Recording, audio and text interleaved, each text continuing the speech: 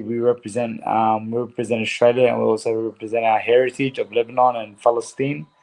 So Mashallah. alhamdulillah.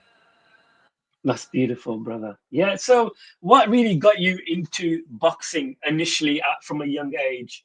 Look, it was circumstances. Obviously, as a young boy growing up, I was bullied from time to time, and then my father put in some after school sports, which led to some rugby league, and then rugby league led to boxing, and I walked into the boxing gym, and basically my life changed from that moment. You know what I mean? I became very dedicated towards the sport of boxing. My vision was really clear. My consistency was on point, and I worked extremely hard to make sure that I was successful in the sport that I had chosen to participate in.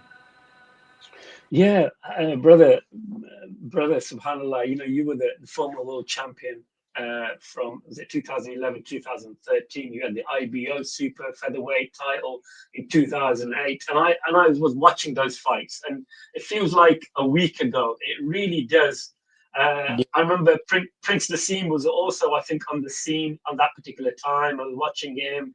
And I think Mike Tyson possibly was probably released out of jail at that particular time, I think, on his charges, and he made a yeah. comeback fight, if I recall well. I mean, the earlier stages in my career. So basically, I turned professional in 2004. At that time, Prince Nassim Hamed had officially left the sport of boxing because I think he was pretty much done with boxing in 2003. And Mike Tyson was, although he had a comeback fight against I'm not sure what it was, but I remember that he quit after the sixth round or something. It was early in the fight. It was Kevin McBride was his last fight, and I think he just wrapped it up after that point. But for me, obviously, yeah, my era sort of started in 2004. That's when I turned professional, 2004.